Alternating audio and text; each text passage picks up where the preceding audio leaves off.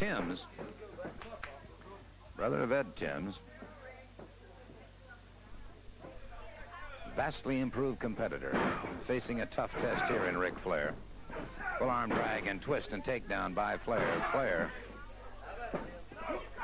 in the red trunks. Again, fantastically conditioned athlete.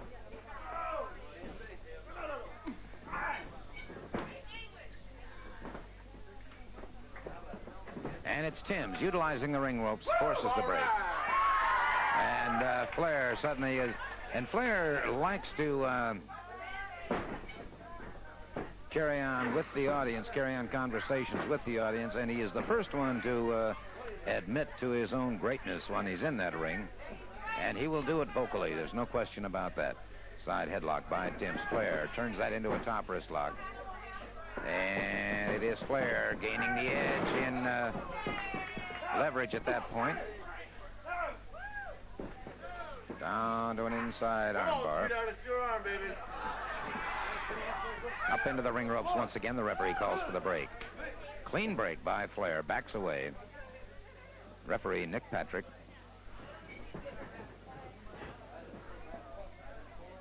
Once again, Timms unhooked with a hard right hand. Another one on the break, and Flair caught on that one.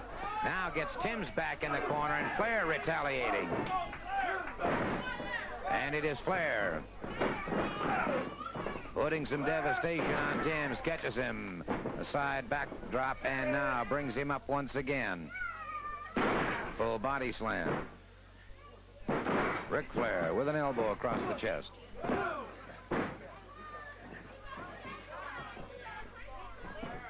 Flair overhooks the head, front face lock. Timms into the ring ropes, forces the break. Flair a little bit reluctant to break that time, as he now recognizes exactly what kind of a competitor he's facing. All right, Flair watching him carefully. They move in, collar and elbow once again. From side headlock to a total hammerlock. Let's see if he wings that arm. He does not, but he's got it locked in. There's no question about that. Timms back to the canvas.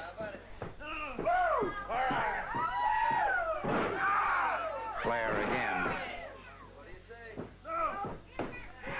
Flair, of course, a gentleman who goes 110% no matter what he's involved in, be it a wrestling match, if he's out hunting, swimming, scuba diving, you name it. He takes on life with a great intensity.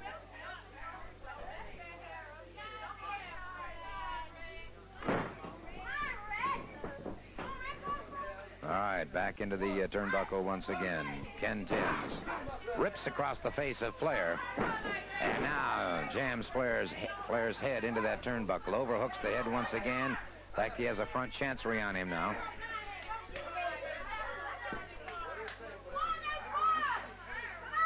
Timms pressing that advantage, and Flair could have some problems here. Now Flair trying to break free from it if he can. Separates the hold into a full arm drag and twist. And a chop across the chest that you could hear throughout the entire television sports arena. Again, Flair takes him off his feet. Now smashes him to that far turnbuckle. Timms in trouble now. Flair uses the elbow very effectively. A looping right hand, another hard right hand. Once again, the elbow. Timms hurtled through those ring ropes and out onto the concrete floor. Timms coming up rather slowly now, featuring the lower, favoring rather the lower area of his back. The forearm into the chest of Timms. Drops Timms to the apron once again. Timms coming up rather slowly. Flair uses that elbow effectively. Timms trying to get back into that ring, and Flair continues the attack.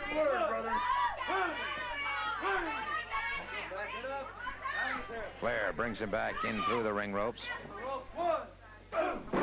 Forearm across the chest. Flair now arm whips him across, catches him with an elbow.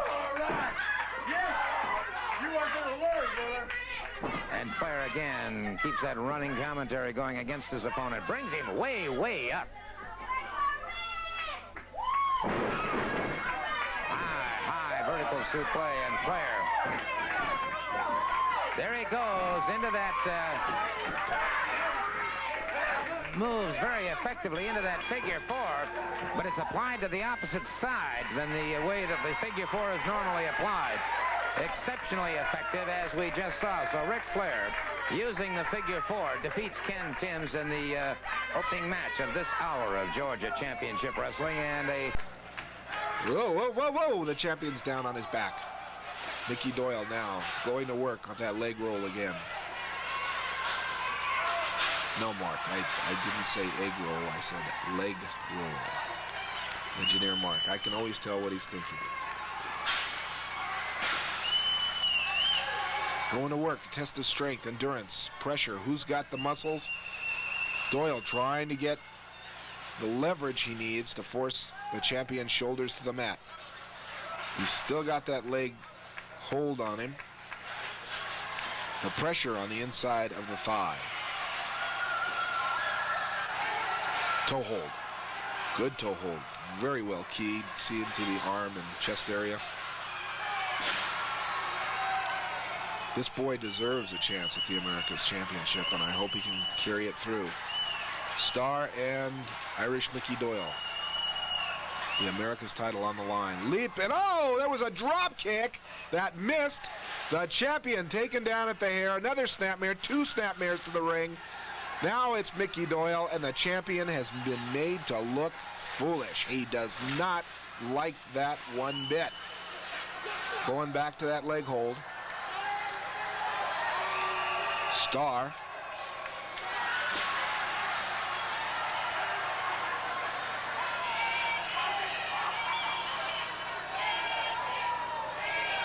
The fans yelling, break it, break it, break it. And I think they're referring to Mickey Doyle's holding Starr's leg. They want him to break it.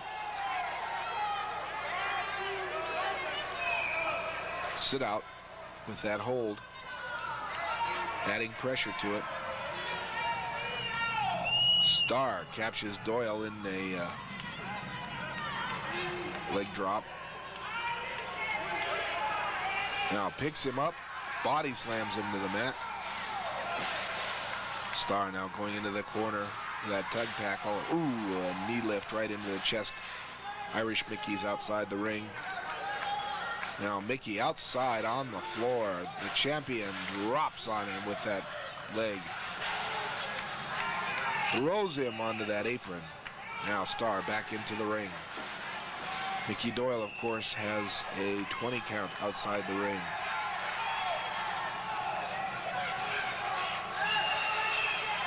Mickey Doyle trying to get his breath, trying to get back some of the endurance that he had in the match, and trying to psych himself up more than anything. Of course, Starr pushed into the opposite corner. The referee has to begin counting all over again. Every time the count is interfered with, the count begins again.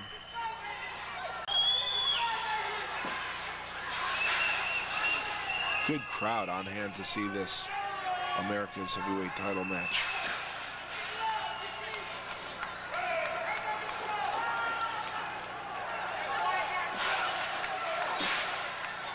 Whoa, there's a roll-up, a reversal, and 1, 2, only a second away from a win for Irish Mickey Doyle. Rugged Ron Starr, though, gets the advantage. There's a headbutt that just stuns the Irishman. A punch to the middle, whips him across the ropes. Oh, good, a knee kick right to the chest of the champion. Starr is down. There's a punch to the face. Ron Starr now backing away, another punch to the face. Forearm smash, runs him into the ring. Nobody there. Irish Mickey Doyle caught in the claw. The claw applied by Rugged Ron Starr. There's that clawed glove. And Starr wins still. Kong, Mosca, and Killer Khan. Terry Taylor again now with an armbar. Sandy, this young man received a tremendous amount of votes as the outstanding young man for 1981.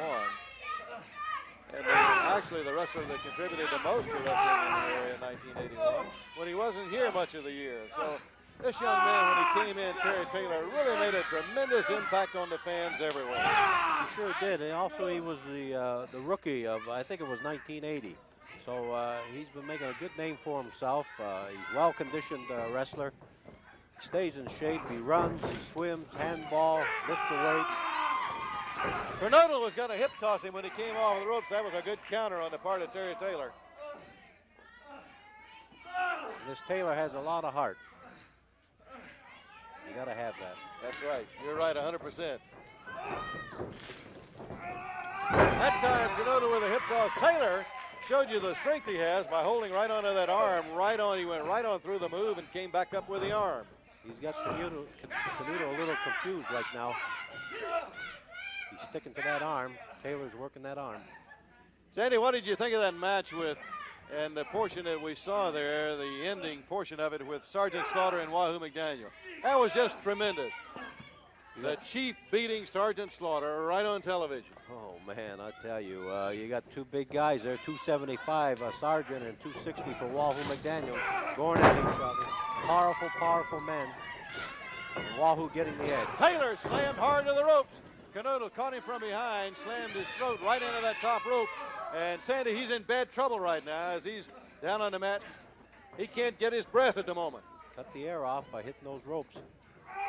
Kernodle got him up. Looks like he may be, what, an airplane? No, he's going back to the ropes again. Again with that throat down across the rope. The referee has warned them about it now. I don't think they like each other too much, Bob. You know. Again, he slams Taylor into that rope on the throat. No, you can. It's just the way they go at each other, the way they look. You can look at it on television, you can look at it in the monitor, and you can see the way they look at each other, just how much they hate each other.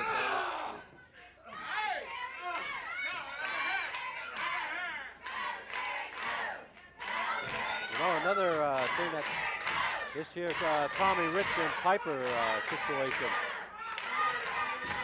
You're right. And, of course, Jack Briscoe talking to us earlier about that.